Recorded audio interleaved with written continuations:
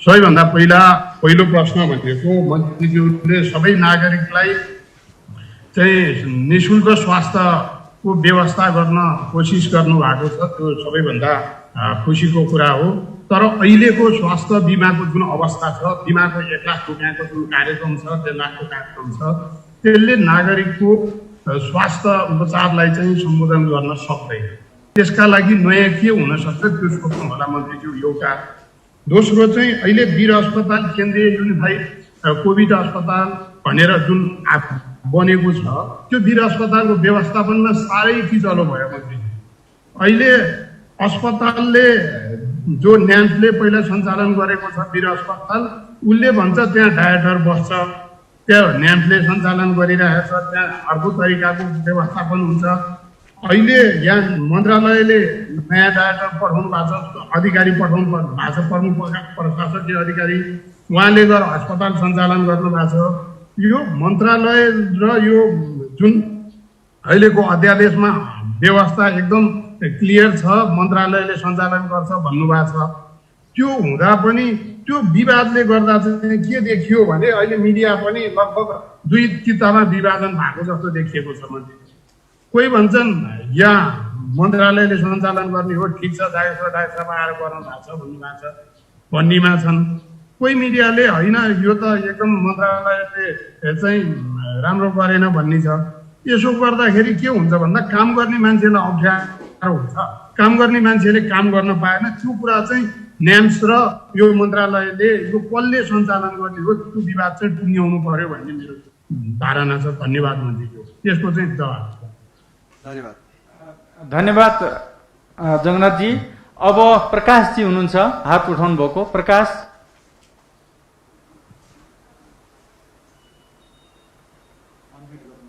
प्रकाशजी unmute गरेर बोल्नु त। हेलो मन्त्रीज्यू, तपाईँलाई सर्वप्रथम त स्वागत छ। र मेरो प्रश्न चाहिँ के छ भन्दा अहिले पछिल्लो समय यो कोभिड टेस्ट पनि एकदम कम भइरहेको अवस्था छ। यसले नागरिकहरूमा चाहिँ अब कोरोना चाहिँ छैन नै भन्ने जस्तो हुन थालिसकेको अवस्था छ। काठमाडौँ भ्यालीमा मात्र अलिकति रिस्क छ भन्ने मात्रै जनमानसमा मात्रै छ। यो कोभिड टेस्ट किन घटाइयो? अब तपाईँको योजना पक्कै पनि लिएर आउनु भएको छ होला होइन? यो PCR टेस्टको लागि चाहिँ तपाईँले के योजना बनाउनु भएको छ? सँगसँगै अब खोप पनि वृद्ध नागरिकहरू चाहिँ खोपको पर्खाइमै बस्नु भएको छ, त्यसको लागि पनि योजना के छ? अहिले के छ भन्दाखेरि अब मन्त्री फेरिएपछि चाहिँ यो के हुने हो भन्ने थप अन्य यसबारे प्रश्न पारिदिनु होला। नमस्कार सर, मन्त्रीज्यूलाई पनि नमस्कार छ। म आज मन्त्रीज्यू भर्खरै आउनुभएको भएर अब त्यति धेरै स्वास्थ्यमा राम्रोसँग बुझि नसकेको कारणले गर्दा म अहिले तपाईँलाई धेरै के छ तपाईँको योजना भन्न पनि चाहन्न। तपाईँ सिक्ने अवसरमा नै हुनुहुन्छ। एक दुईवटा मैले चाहिँ मलाई एउटा मन्त्रीज्यूलाई लागेको कुरा मात्रै भन्छु। जस्तो अघि हजुरले छुस्स भन्नुभयो कि हामी बच्चाको चाहिँ बालबालिका जोखिममा छन्, तेस्रो छाल आउँदैछ र अब भोलि कस्तो हुनसक्छ त्यो तेस्रो छाल हामीले बालबच्चालाई कसरी जोगाउन सक्छौँ भन्ने कुराबाट महत्त्वका साथ लिनुभयो। त्यसलाई मैले पनि बेला बेलामा चाहिँ चासोको रूपमा हेरिरहेको थिएँ। हामीले अस्पताल खोल्ने भन्दा अहिले अस्पताल खोल्ने भन्दा पनि मन्त्रीज्यू के गरौँ भने आजै गरौँ एउटा टिम बनाएर या भोलि नै बनाएर देशभरि कुन अस्पतालमा बच्चाका पेडियाट्रिक चिकित्सकहरू छन् भनेर एउटा खोज्नुपर्ने अवस्था छ। र हामीसँग देशभरि कति बच्चाका डाक्टर छन्, त्यसमा बच्चाका डाक्टर मात्रै भएर भएन, तपाईँको क्रिटिकल केयर हेर्ने डाक्टर कति छन् त बच्चाका, फेरि अरू डाक्टरले त हेर्दैनन्, अरू आइसियूले त बच्चाको लागि हुँदैन। त्यसले गर्दाखेरि यो सङ्ख्या पहिला निकाल्नु पर्यो मन्त्रीज्यू। मलाई लाग्छ 350 जना हामीसँग डाक्टर छन्, पेडियाट्रिक डाक्टर, त्यसमा क्रिटिकल केयर कति छन् त्यो खोज्नु पर्ला। र आइसियू, पिआइसियू, एनआइसियू को सङ्ख्या 150 देखि 200 को सङ्ख्यामा छ होइन देशभरि। र ठुला अस्पतालमा, केन्द्रीय अस्पतालमा मात्रै केही देखिन्छ, बाहिरतिर चाहिँ नर्मल वार्डहरू मात्रै चलेका छन्। त्यसले गर्दाखेरि पहिला यो सङ्ख्या निकालौँ, त्यसपछि हामीले अस्पताल खोलेर चाहिँ डाक्टरले चलाउन सक्छन् कि सक्दैनन् भन्ने कुरा एउटा हो। नत्र भने हेर्नुहोस्, क्रिटिकल केयरको तालिम 700-800 जनालाई डाक्टर सुभाष आचार्यहरूको टिमले यही मन्त्रालयमा पहिलो छालमै दिएको हो। तिनीहरूलाई तालिम दिएर तिनीहरू कहाँ छन् अहिले कसैको लेखाजोखा छैन। ती त काम लगाउन सकिन्थ्यो, त्यो त हेर्नु पर्थ्यो होला नि त। अहिले हामीले त क्रिटिकल केयरको त एकदमै धेरै चाहिएको छ। भेन्टिलेटर लगेका छन् बाहिर, त्यो भेन्टिलेटर चलेका छैनन् कतिपय ठाउँमा, जनशक्ति छैन भनेर भनेपछि त्यो जनशक्तिलाई हामीले त्यहाँ मोबिलाइज गर्न पाए भए राम्रो हुन्थ्यो भन्ने लाग्छ। एउटा कुरो डाक्टर साहब, यो मन्त्रीज्यू यो बच्चाको कुरामा होइन। अर्को चाहिँ मलाई लागेको हाम्रो स्वास्थ्य मन्त्रालय छिल्ली बिल्ली भएको छ अहिले, एकदमै सिद्धिसकेको जस्तो अवस्था छ। त्यो तपाईँले भोलिका दिनमा पनि थाहा पाउनुहुन्छ, यो त खतमै रहेछ भन्नु होला होइन। यो सिसिएमसीसँग अधिकार गयो सबै, यो गर्न हुँदैन थियो मन्त्री। यो तुरुन्त तपाईँले आजै सल्लाह गरेर तपाईँले यो आज भोलिमै यसलाई चाहिँ एकदम स्ट्यान्ड लिएर अधिकार लिनु पर्यो हामीसँग, किनभने प्राविधिक टोलीले मात्रै जान्दछन् मन्त्रीज्यू तपाईँको चाहिँ के छ कस्तो छ भन्ने कुरा। हाम्रो अहिले सचिवज्यूले एकदमै राम्रो काम गर्नुभएको छ लक्ष्मण सरले, र तपाईँले तत्काल एउटा चाहिँ प्राविधिक सचिवको अर्को टिम पनि बनाउनु पर्यो मन्त्रीज्यू। यता र उता बनाएर दुईतिरै बरु अधिकार बाँडफाँड गरेर गरौँ। यो महामारीको बेलामा स्वास्थ्यका 6जना 7जना जिम्मेवार व्यक्तिहरूलाई सिसिएमसीमा लगेर सेनाको अन्डरमा लगेर काम गर्ने हो भने हाम्रो औचित्य केही पनि हुँदैन मन्त्री। तपाईँ झन्डा हल्लाएर भित्र छिर्ने हो, हामी बाहिरबाट माइक तेर्स्याउने हो, बाँकी रमिता हेर्ने मात्रै हो। त्यसले गर्दा यसलाई बडो सिरियसली लियौँ। त्यसपछि बाँकी कुराहरू गर्दै जाउँला। मन्त्रीज्यूलाई केही सल्लाह सहयोग चाहियो भने हामी त जतिखेर पनि तयार छौँ। यसो इन्डिभिजुअली या टिमै बोलाउनु भने पनि दिउँला मन्त्रीज्यू। धन्यवाद। र मेरो चाहिँ एउटा मात्रै प्रश्न छ। म चाहिँ अस्पतालहरूमा अहिले अब सरकारी अस्पतालहरूमा केही बेड खाली भएर बल्ल बिरामीहरूले चाहिँ सहज रूपमा बेड पाउन थालेको देखिएको छ र त्यहाँ अहिले निजी अस्पतालबाट अनि त्यहाँ आउनुभएका बिरामीहरू पनि धेरै देखेँ मैले। र उहाँहरूले चाहिँ के भन्नुहुन्छ नि, आजभन्दा 10-15 दिन अगाडि हामीले सरकारी अस्पतालमा बेड नपाएर 8-10 लाख ऋण गरेर निजी अस्पतालमा कोरोना सङ्क्रमणको उपचार गर्नुपर्ने अवस्था आयो। अब सरकारले भन्नु त कोरोना सङ्क्रमणको उपचार निःशुल्क भनेको छ, हामीले त्यो 8-10 लाख खर्च गरिसक्यौँ, ऋण गरेका छौँ। अब यो त्यो भएको खर्च चाहिँ कसरी बेहोर्छ भनेर सोध्नु भएको छ धेरैजनाले। यसको उत्तर चाहिँ के हो?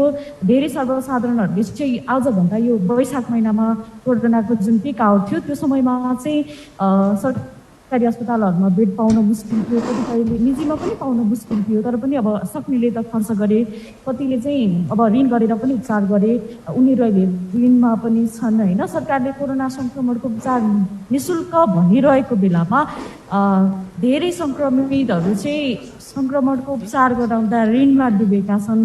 त्यसमा चाहिँ के सम्बोधन गर्छ स्वास्थ्य मन्त्रालयले? यो मेरो चाहिँ क्वेसन हो। मन्त्रीज्यू नमस्कार, म पश्चान्तोरी, म राजधानी दैनिकमा काम गर्छु। मेरो जिज्ञासा थोरै छ। जस्तो अहिले सरकारले मुख्यतः यसअघिका स्वास्थ्य मन्त्री हृदय त्रिपाठीले पनि अषाढ मसान्तसम्म खोप आइसक्ने भनेर प्रतिबद्धता जनाउनु भएको थियो, तर त्यो खोप आउन सकेन। यद्यपि के प्राविधिक कुराहरू पनि होलान् वा जटिलताका कुराहरू पनि होलान्। अब मन्त्रीज्यूले पनि अब मेरो पहिलो प्राथमिकता भनेको आम नागरिकलाई खोप लगाउने हो भनेर भन्नुभएको छ। त्यो खोप आउने आधारहरू के देख्नुहुन्छ मन्त्रीज्यू? होइन, जस्तो अहिले आम नेपालीहरू 2,17,00,000 नागरिक मध्ये नागरिकले खोप लगाउनु पर्ने भनेर एउटा तयार पारिएको छ खाका। त्यो मध्ये अहिलेसम्म 39 लाख, झन्डै हाराहारी 40 लाख खोप मात्रै आएको छ नेपालभित्र। भनेपछि अझै ठुलो मात्रामा खोप आउनुपर्ने छ। यद्यपि केही देशहरूले आशा त देखाएका छन्, तर त्यो आशाको किरण अझै छर्न सकेका छैनन्। दिन्छु भनेका छन् 4 लाख, 5 लाख, 14 लाख पनि कुरा आयो। त्यो कहिले आउने भन्ने निश्चित छैन, एउटा क्वेसन। अनि अर्को कुरा, स्वास्थ्य मन्त्रालय भनेको आम नागरिकको सरकार राख्ने मन्त्रालय हो, तर स्वास्थ्य मन्त्रालयमा अहिले हुन त स्वास्थ्य मन्त्रालयमा सचिवको दरबन्दी नहुँदाखेरि पनि अप्ठ्यारो भयो होला होइन। अब यद्यपि स्वास्थ्य सचिव प्राविधिक तर्फको नहुँदाखेरि पनि केही गाह्राहरू छन्। यद्यपि पहिलेको स्वास्थ्य मन्त्रीले पनि अब केही दिनमै भनेर भन्नुभएको थियो, घोषणा गर्नुभएको थियो, प्रतिबद्धता जनाउनु भएको थियो। अब यहाँको प्लान के छ? प्राविधिक तर्फ स्वास्थ्य मन्त्रालयमा सचिव ल्याउने अथवा डाक्टर तर्फको चिकित्सा विधा तर्फको ल्याउने के छ? अनि अर्को कुरा, यहाँ मन्त्रालयमा अलिकति हामी बेला बेलामा पनि कुरा उठाउँछौँ, यहाँ चाहिँ अस्पतालहरूले निकै ठगेका छन्। मन्त्रीले पनि भन्नुभयो 40 लाख ऋण लिएर ऋण टाउकोमा भारी छ। निजी अस्पतालमा लुट तन्त्र छ, सरकारी अस्पतालहरूमा पनि त्यस्तै छ। हो, पिसिआर परीक्षणमा निःशुल्क भनेर पनि सरकारी अधिकारीहरू बताउनुहुन्छ, तर मन्त्रालयको अनुगमन पाटो एकदम फितलो छ, अनुगमनै हुँदैन। यदि हामीले डाटा माग्ने हो भने तपाईँको वैशाखदेखि अहिलेसम्म कति अनुगमन भयो भनेर भन्नुहुन्छ भने सायद मेरो विचारमा लाग्छ एक पटक पनि अनुगमन भएको छैन क्या हो जस्तो लाग्छ है। निजी अस्पतालहरूले 50 लाख ल्याउँदा पनि। अब यो कुरालाई रोक्नका लागि, यी कुराहरूलाई मापदण्डमा ल्याउनका लागि मन्त्रीज्यूको एजेन्डा अथवा आगामी कार्यक्रमहरू के छन्? हुन त फेरि त्यो महत्त्वाकांक्षी योजना पनि होला मन्त्रीज्यूको, त्यो आम नागरिकलाई निःशुल्क, तर त्यो एकदम चुनौती छ। एकदम गर्न सकिने ठोस योजनाहरू मन्त्रीज्यूको तत्काल, दीर्घकालीन र अल्पकालीन योजनाहरू के छन्, मध्यकालीन, यो कुरा भनिदिनु भयो भने अलि सजिलो हुन्थ्यो कि भन्ने हो। अब अन्तिममा मेरो मन्त्रालयमा सूचना प्राप्तिका लागि, हुन त हामी स्वास्थ्य पत्रकारहरूले सूचना प्राप्तिका लागि प्रवक्ताज्यूहरूले मार्फत कोर्डिनेसन त भइरहेछ, तर केही असहज अप्ठ्यारो पनि हुन्छ हामीलाई। सूचनाको हक प्रयोग गर्नुपर्ने अवस्था पनि आउन सक्छ कहिलेकाहीँ। तर त्यो बेलामा सूचना दिनलाई एकदमै आनाकानी गर्ने प्रवृत्ति छ, त्यसलाई हल गर्नका लागि पनि यद्यपि हामीले फेरि स्वास्थ्य पत्रकारले स्वास्थ्यकै सूचना माग्ने हो होइन, त्यो कुरालाई पनि सहजीकरण गर्नका लागि मन्त्रीज्यू, सचिवज्यू अथवा प्रवक्ताज्यूको पनि केही कदमी हुनुपर्छ कि जस्तो लाग्छ। धन्यवाद। धन्यवाद प्रशान्तजी। अब भिसा काफले आफ्नो परिचय दिएर सुरु गर्नु होला। भिसा काफले। मन्त्रीज्यूलाई नमस्कार। सबैजनामा नमस्कार। म भिसा काफले, म हेल्थ आवाज .com काम गर्छु, कार्यकारी सम्पादकको रूपमा काम गर्छु।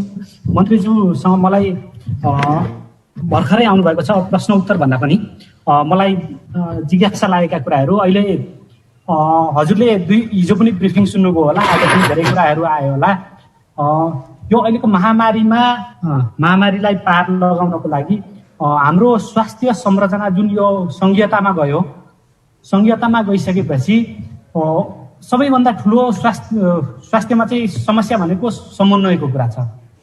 समन्वयको पाटो भनेर जहिले पनि स्वास्थ्यका अधिकारीहरूले भनिराख्नु भएको हुन्छ र यो जबसम्म यो सुध्रिँदैन अथवा यसलाई चाहिँ यो स्वास्थ्य संरचनालाई चाहिँ केन्द्र सरकारको हातमा लिएको छैन तबसम्म यो फेरि कहिले पनि हामीले यस्ता महामारी अथवा यस्ता स्वास्थ्यलाई चाहिँ पहिलेको अवस्थामा ल्याउन सक्दैनौँ, हाम्रा इन्डिकेटरहरू पहिलेको अवस्थामा ल्याउन नसक्ने भनेर उहाँहरू भन्नुहुन्छ।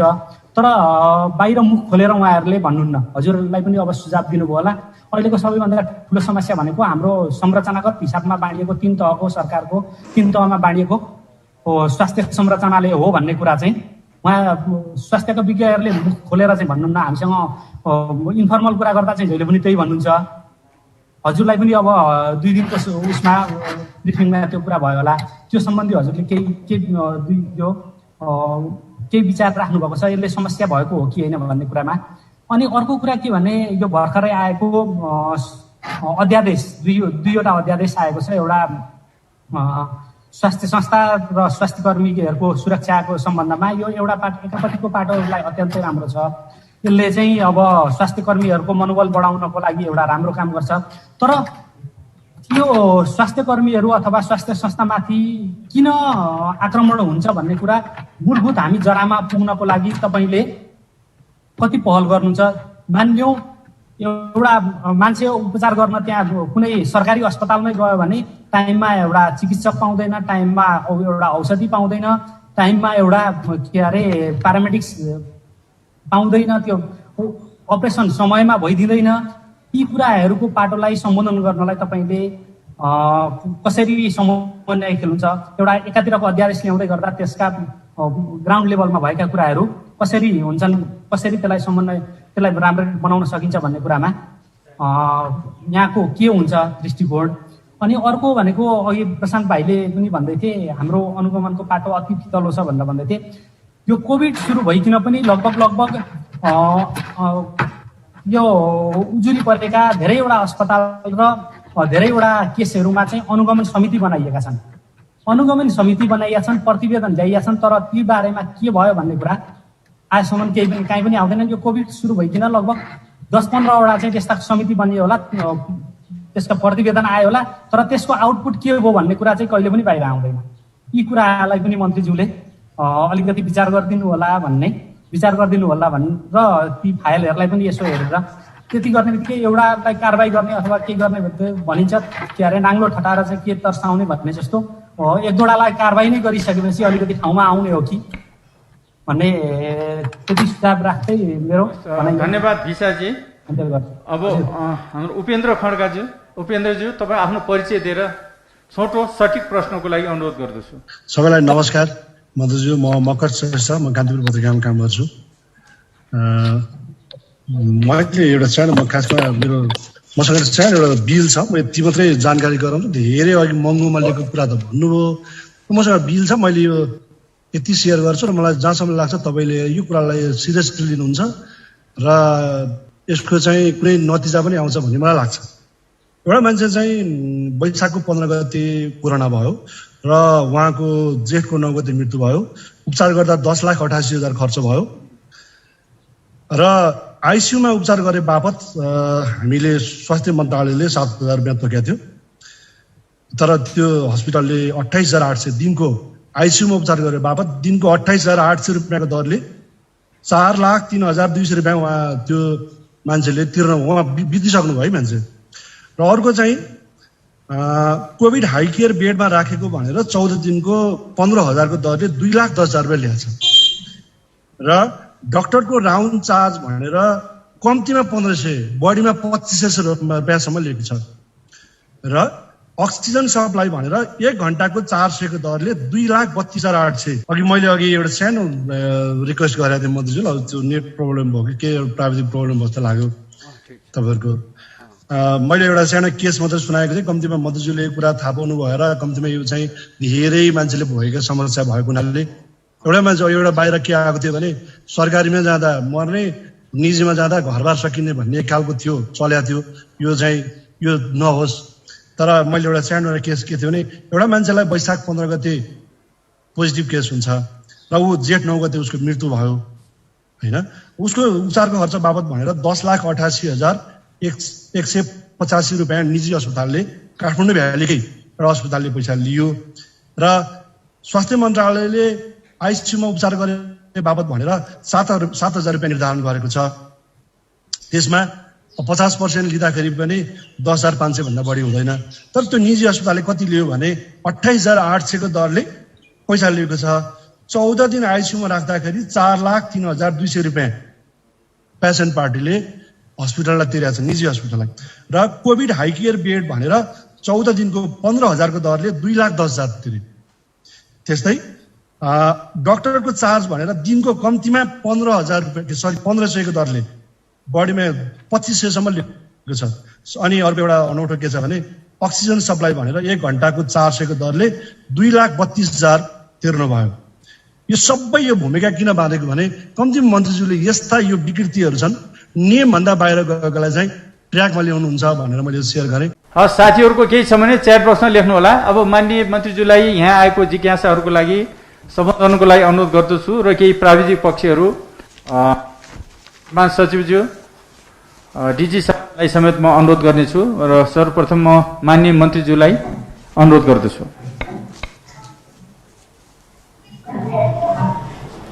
हाम्रो अमितको एक्सेस पाएन नि त को बोल्नु एकचोटि दिनु त दिनु नदिनु कसले छेतुजीले हजुर बोल्नु सानो एउटा क्वेसन जस्तो राख्न खोज्छु।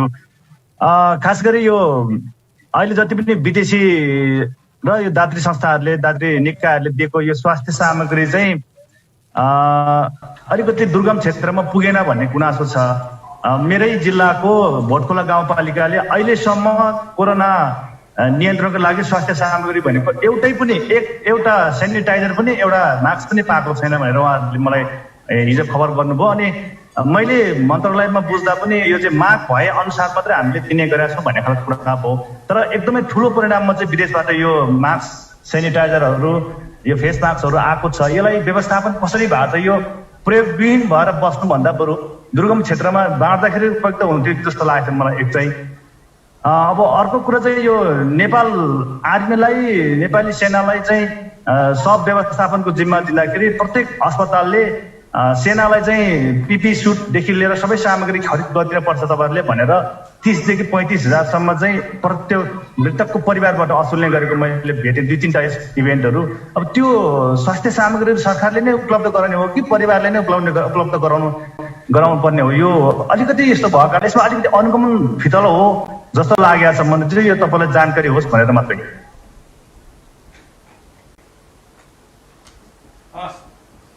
धन्यवाद। माननीय मन्त्रीज्यूलाई सम्बोधनको लागि अनुरोध गर्दछु। धन्यवाद सबै पत्रकार मित्रहरूलाई। हजुरहरूले जुन जिज्ञासा राख्नु भएको छ र त्यो जिज्ञासा जायज छ र सबै हिसाबले वास्तवमा नागरिकको तर्फबाट पत्रकार मित्रहरूले जसरी नेपाली नागरिकको जीवन रक्षाको लागि तपाईँहरूले जुन ढङ्गले आफ्नो आवाज यहाँ राखिराख्नु भएको छ त्यसको लागि म हार्दिक स्वागत गर्न चाहन्छु। र मैले अलिक फोकसका साथै उठाएको विषय हो खास गरी बिमा स्वास्थ्य बिमा र स्वास्थ्य बिमा कार्यक्रम अहिले हामीले जुन सुरु गर्यौं तर त्यसको प्रभावकारिता अगाडि बढ्न सकिरहेको छैन। त्यसैले सबै नेपाली नागरिकलाई स्वास्थ्य बिमाको दायराभित्र लिएर आउने र त्यो बिमा कार्यक्रमबाट त्यसको चाहिँ एउटा त्यसको सिस्टमलाई यस्तो पुनर्संरचना गर्छौं कि हामी हरेक नेपाली नागरिक जन्मनसाथ जन्मे पछाडि उसले जसरी जन्म दर्ता गर्छ त्यसै गरी उसले हेल्थ आइडी कुनै प्राप्त गर्ने विधिलाई हामी इन्ट्रोड्युस गर्छौं र त्यो आइडी मार्फत उसले त्यो बिमालाई पनि इन्ट्रोड्युस हुन्छ। उसको जीवनका प्रत्येक उसका स्वास्थ्यसँग सम्बन्धित विषयहरू त्यहाँ संलग्न हुनेछन्। त्यस्तो एउटा सिस्टम हुनेछ कि जुन सिस्टमबाट हरेक नेपाली नागरिकले त्यो सिस्टमभित्र इजी तरिकाबाट तत्काल उसले प्रवेश गर्न सक्ने र कोही नेपाली नागरिक यदि कहीँ स्वास्थ्यमा गडबड भयो भने उसले तत्काल हाम्रो त्यो चाहिँ सम्बन्धित ठाउँहरूमा एक क्लिक गरेको भरमा अथवा एउटा मेसेज पठाएको भरमा उसको रेस्क्यु हुन सक्ने सम्मको व्यवस्था गर्न सकिने सम्भावनाहरूको बारेमा हामीले अध्ययन गरेका छौं। यद्यपि मैले भनेको छु यो विषय लागू गर्न सकिने कि नसकिने भनेर मन्त्रालय स्तरबाट व्यापक स्तरमा अध्ययन गरेर धेरै विज्ञहरूलाई राखेर हामीले यो विषयलाई अध्ययन गरेर बिमा सम्बन्धी पुनर्संरचना बिमा सम्बन्धी विषयलाई व्यवस्थालाई पुनर्संरचना गरेर यो सम्बन्धी कार्यक्रम लागू गरेर आम नेपाली नागरिकलाई अघि मकरजीले भन्नुभयो जस्तै कुनै पनि उपचार गर्दाखेरि लाखौं रुपैयाँ सकिने र 40-50 लाख रुपैयाँ सकिने करोडौं रुपैयाँ सकिने मान्छेको ज्यान पनि त उमेर सकेपछि त मृत्यु पनि हुन्छ। तर पनि तपाईको चाहिँ हस्पिटलको बिल तिर्दाखेरि उसको सन्तान चाहिँ फेरि अर्को रोगी भएर बस्नुपर्ने अवस्था छ। त्यसैले यस्तो स्थितिको अन्त्यको लागि के गर्न सकिन्छ यो सम्बन्धी हामी विस्तृत अध्ययन गर्छौं, अन्तर्राष्ट्रिय अनुभव पनि लिन्छौं र योबाट यो बिमाको पुनर्संरचना गरेर यो सम्बन्धी कार्यक्रमलाई हामी अगाडि बढाउने भनेरै हामीले यो सम्बन्धी कुरालाई प्राथमिकताका साथ उठाएका छौं। जहाँसम्म वीर हस्पिटल जुन न्याम्सको उसबाट चल्छ र त्यहाँभित्र रहेका खास गरी यो पढाइको तर्फ खास गरी मेडिकल कलेज तर्फको विषयहरू उहाँहरूले नै अहिले नेतृत्व गरिराख्नुहुन्छ र हामीले त्यहाँभित्र रहेको खास गरी कोभिडलाई सञ्चालन गरेर त्यहाँको अन्य उपचारसँग सम्बन्धित विषयलाई अहिले त्यो न्याम्सले चलाओस्, स्वास्थ्य मन्त्रालयले चलाओस्, जुनसुकैले चलाए पनि त्यो नेपाल सरकारको अङ्ग हो। त्यसले त्यहाँ रहेका पदाधिकारीको बीचमा अनावश्यक ढङ्गको त्यहाँ छलफल र बहस हुनुपर्ने आवश्यकतै छैन कि कोरोना भनेको एउटा लडाई हो, यो मानव सभ्यता र यो तपाईको चाहिँ प्रकृतिको एउटा दुष्चक्रको बीचको चाहिँ यो लडाई हो। त्यसो भएको कारणले यो लडाईमा म चाहिँ फलानुलाई असहयोग गर्छु, फलानुलाई असफल पार्छु भन्न थाल्नुभयो भने कोरोनाले तपाईकै परिवारमा अथवा तपाईकै कोही नातागोताको परिवारमा हान्न सक्छ। त्यसो भएको कारणले यसमा सबैजना उत्तिकै जिम्मेवार भएर लड्ने हो र यो लड्ने कुरामा कुनै तपाईको चाहिँ पर्सनालिटी क्ल्यास अथवा कुनै व्यक्तित्वको जिम्मेवारीको क्ल्यासमा हामी पर्नै हुँदैन। त्यसैले लडाई भनेको लडाई नै हो। यो लडाईमा सबैले उत्तिकै योगदान जरुरी छ। कुनै एउटा सिपाहीले मात्र पनि लडाईमा आफ्नो तपाईको गनलाई आफ्नो बन्दुकलाई डाउन गर्यो भने विपक्षीले हानेको चाहिँ बन्दुक तपाईको छातीमा लाग्न सक्छ। त्यसैले यो लडाईमा हामी सबै उत्तिकै सहभागी हुन्छौं र हामी सबैले उत्तिकै सहभागी भएर कोरोना विरुद्ध लड्ने हो, जित्ने हो। जति के चलाउनु पर्ने हो सबै चलाउनको लागि हामी त्यो छ। त्यसो भएकोले अध्यादेश मुताबिक नै त्यसलाई हामी सञ्चालनमा ल्याउन सुरु भइसकेको छ र त्यहाँ धेरै बेडहरू हामी थपिन्छौं, अक्सिजन प्लान्टहरू जोड्छौं र पछि त्यो कोरोना समाप्त भए पछाडि फेरि पनि त्यो सबै सम्पत्तिहरू न्याम्सकै हुनेछ। त्यसो भएको कारणले त्यसको कुनै कन्फ्युजन हुने छैन। हामीले कोरोनाको नियन्त्रणको लागि एउटा अध्यादेश मार्फत त्यसलाई सञ्चालन गरेर त्यो ढङ्गको एउटा संरचना निर्माण गरेका हौं। त्यसैले सबै साथीहरू त्यतिकै जिम्मेवार भएर लाग्नेछ र बाहिर हामीले न्याम्स र अनि त्यसपछि अहिलेको कोरोना नियन्त्रण सम्बन्धी सेन्ट्रल हस्पिटलको अवधारणा छ त्यो बीचमा केही कन्फ्लिक्ट छ कि भनेर नठान्दिनु होला। हामी कुनै कन्फ्लिक्टमा छैनौं। हामी त्यसलाई मिलाएर अगाडि बढाउँछौं र कोभिड नियन्त्रण गर्नको लागि कोभिड लागेको बिरामीहरूलाई सुरक्षित ढङ्गले उपचार गर्ने कुराको सुनिश्चितताको लागि नै यो सबै कुराहरू भएको हो। अर्को हामीले टेस्टिङको दायरालाई हामी अगाडि बढाउँछौं। हामीसँग वास्तवमा पीसीआर टेस्ट, एन्टिजेन टेस्ट सबै किटको टेस्टहरू सबै हामीसँग छ र यद्यपि केही टेस्टहरू तपाईको चाहिँ त्यो एन्टिजेन किटको टेस्टको हकमा हामीले त्यो स्थानीय पालिकाहरू पनि पठाएका छौँ, तर त्यसको अलिकति स्वास्थ्य मापदण्ड हाम्रा विशेषज्ञहरू त्यहाँ नभएको हुनाले जनप्रतिनिधिहरूले पनि कसरी यो टेस्ट गर्ने हो, कसलाई लगाएर टेस्ट गर्ने हो भन्ने कुराको अलि हामीमा केही कुराहरूको कन्फ्युजन भएको कारणले लाखौं संख्यामा हामीसँग चाहिँ त्यो टेस्टिङ किटहरू छ, तर पनि त्यो युजमा आएका छैनन्। तर यद्यपि पालिकाहरूमा त्यो पुगेर बसेको अवस्था छ।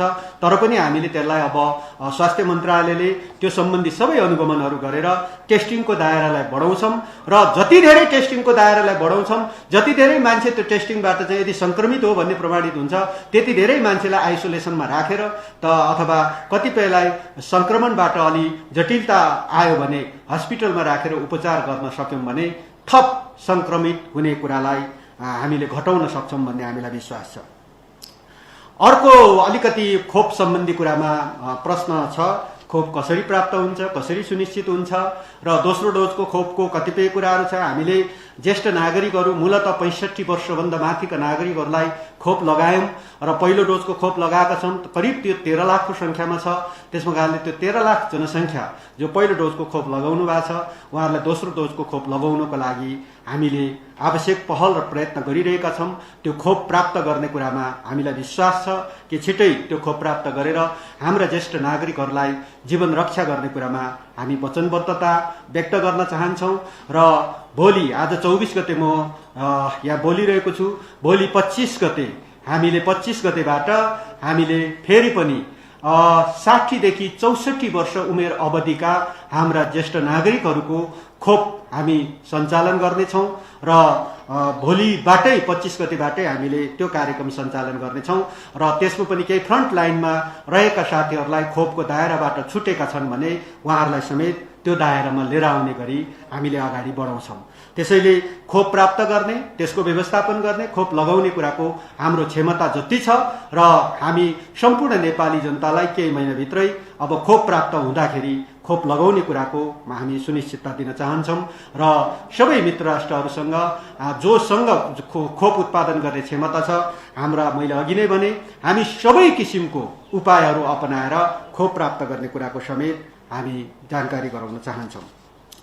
यसै गरी अलिकति प्रश्न उठेको छ, साँच्चै बालबालिकाको क्षेत्रमा बालबालिकालाई लक्षित अर्थात् प्रभावित हुने गरी तेस्रो भेरिएन्ट चाहिँ आयो भने के गर्ने भन्ने कुराको बारेमा अहिलेदेखि नै मन्त्रालय सचेत छ। हामी छलफल गर्न थालेका छौँ। त्यसैले हामी अब आइसियु बेडहरू, बालबालिकालाई हुने आइसियु बेडहरूको चाहिँ परिकल्पना हामी गरिरहेका छौँ। त्यस्ता बेडहरू लिएर आउने र छिटै बाल अस्पतालहरू कतिवटा छ, हाम्रा बाल क्षेत्रमा काम गर्ने डाक्टरहरू कति छन्, त्यसको सबै तथ्य तथ्याङ्क हामीसँग छ। त्यसो भएको कारणले कहाँ कति बेड छ त्यसको तथ्य तथ्याङ्क पनि हामीसँग छ।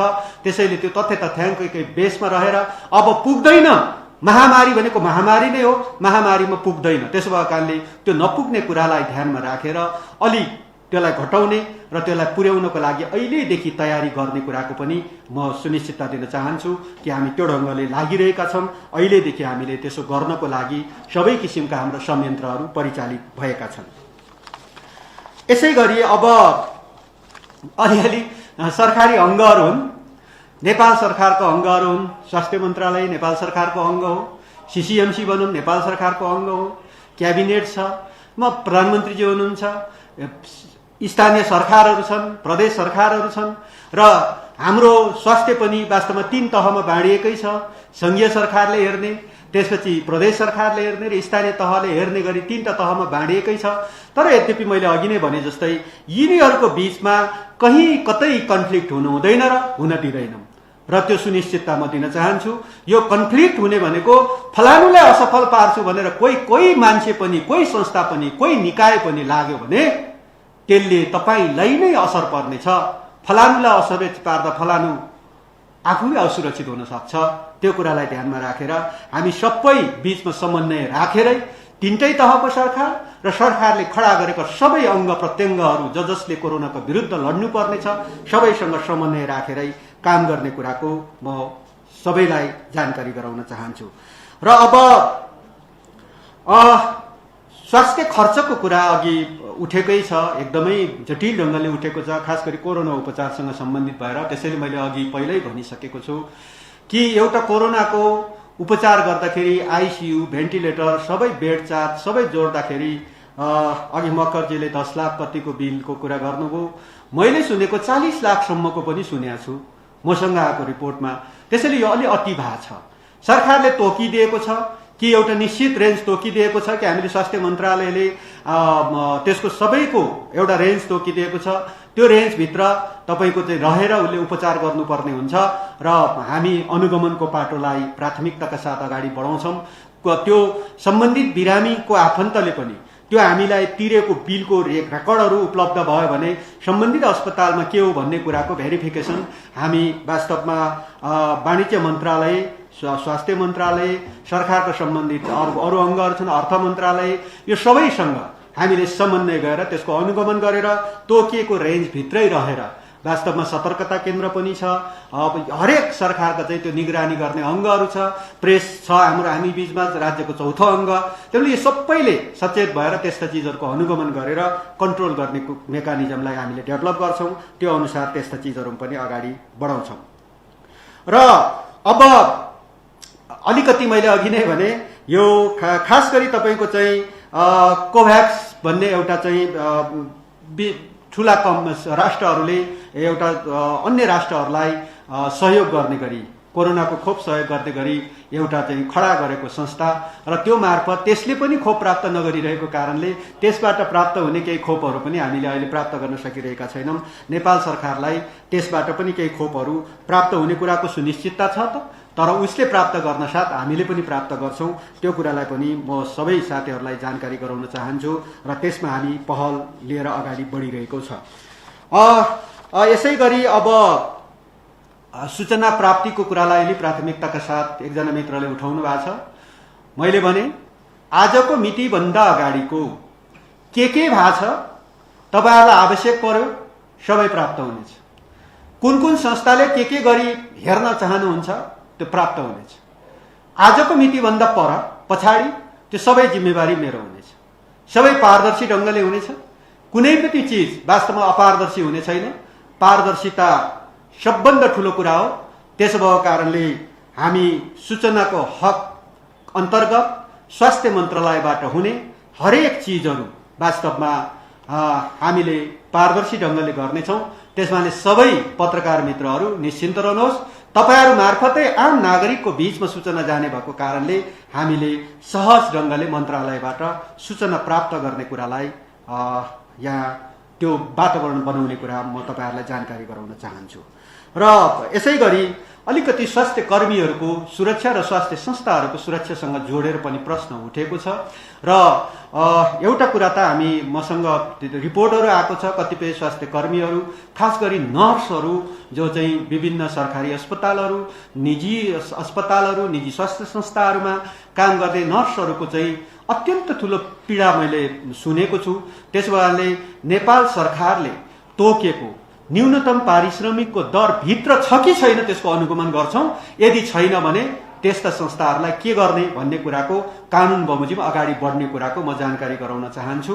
र हामी सबै स्वास्थ्य कर्मीहरूको सुरक्षाको लागि कोभिडको नियन्त्रणमा जो फ्रन्ट लाइनमा खट्नु भएको छ उहाँहरूको जीवन बिमादेखि लिएर सबै कुराहरू सरकारले गरेको छ र उहाँहरूको चाहिँ प्रोत्साहन भत्ताको समेत व्यवस्था गरेको छ।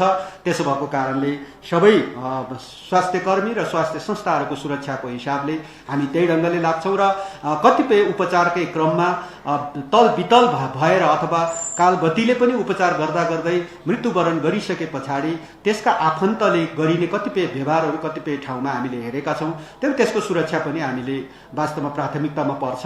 किनभने आफ्नो आफन्त बितिसके पछाडि आक्रोश सबैलाई हुन्छ, तर पनि तपाईँको चाहिँ त्यसलाई त्यसको दायरा के हो भन्ने कुराको बारेमा बीचमा एकचोटि म आफै कानुन मन्त्री हुँदाखेरि पनि यो सम्बन्धी एउटा कानुनको बारेमा हामीले छलफल पनि गरेका थियौँ। तर यद्यपि अहिले म भर्खर आएको छु, यो कानुन चाहिँ बीचमा के भयो भन्ने कुराको बारेमा म त्यसको बारेमा अझ अलि खोजी गरेर त्यसलाई खास गरी स्वास्थ्य कर्मीहरू, स्वास्थ्य संस्थाको सुरक्षा र अनि त्यसपछि आम नागरिकको पनि सुरक्षा र त्यो दृष्टिकोणबाट हामीले सबैको सुरक्षा खोजेको हो।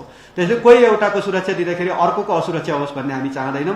त्यसले सबै नागरिकको सुरक्षा र सबै स्वास्थ्य कर्मीहरूको स्वास्थ्य संस्थाहरूको सुरक्षाको बारेमा त्यो सुरक्षा मापदण्ड र त्यो सम्बन्धी कानुनै आवश्यक पर्छ भने हामी त्यो अध्यादेश अगाडि बढिरहेको स्थिति छ। त्यसो भएको कारणले म सबै आम नागरिक दाजुभाइ दिदीबहिनीहरूलाई यो जानकारी गराउन चाहन्छु। अब अहिले पार्लियामेन्ट नभए हुनाले पार्लियामेन्टमा त्यो कानुन जाँदैन र अहिले हामी अध्यादेश मार्फत नै यी कुराहरूलाई समाधान गरेर अगाडि बढाउँछौँ। अब हाम्रा कतिपय हामीले अध्ययन गरेका स्वास्थ्यसँग अध्ययन गरेका विषयहरू छन्, ती सबै विषयहरूमा हामी त्यस्ता प्रतिवेदनहरू छन् भने त्यो सबै कुराहरू प्राप्त हुनेछ।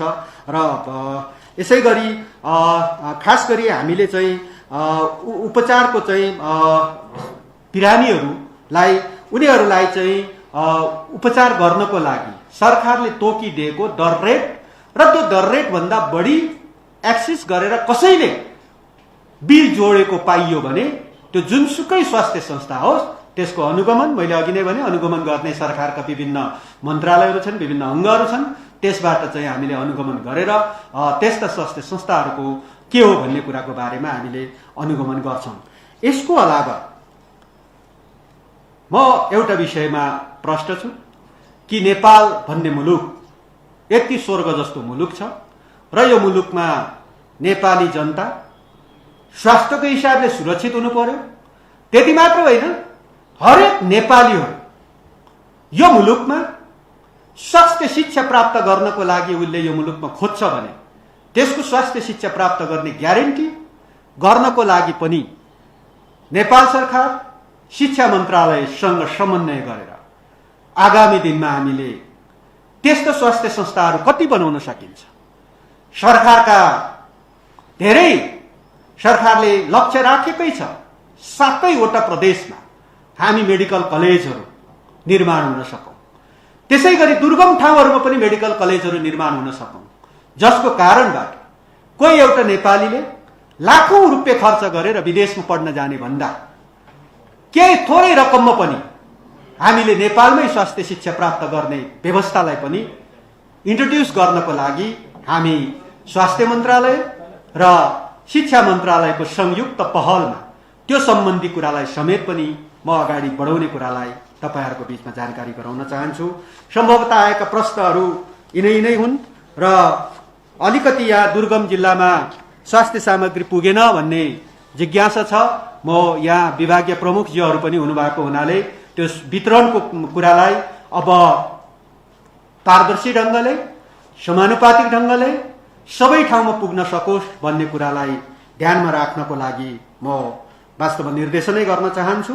र अब हामी यसै गरी अझै केही प्रश्नहरू साथीहरूको जिज्ञासाहरू रह्यो होलान्, छुट्यो होलान् र मैले चाहिँ जिज्ञासा राख्न पाइनँ भन्ने होला, तर समग्रमा यी सबै कुराहरू आएकै छ र केही कुराहरू अझै बाँकी रह्यो भने अब फेरि पनि च्याट बक्समा मैले अघि नै भनिसकेका छौँ, हामीले च्याट बक्स मार्फत ती कुराहरू आउनेछ र तपाईहरूले दिएको अमूल्य सुझाव, तपाईहरूले दिनुभएको अमूल्य वास्तवमा सरकारलाई फिडब्याक यो सरकारको लागि स्वास्थ्य मन्त्रालयको लागि महत्त्वपूर्ण सम्पत्ति हुनेछ। त्यसैलाई बोकेर हामीले वास्तवमा कोरोनाको महामारीको विरुद्ध लड्ने र जित्ने एउटा चाहिँ हाम्रो प्रयत्न हुनेछ। त्यसो भए सम्पूर्ण पत्रकार मित्रहरूलाई पुनः हार्दिक धन्यवाद ज्ञापन गर्न चाहन्छु। धन्यवाद। तपाईं अहिले हेर्दै हुनुहुन्छ कलर अफ नेपाल, 24 घण्टा ताजा खबरका लागि हामीलाई सब्स्क्राइब गर्न नभुल्नुहोला।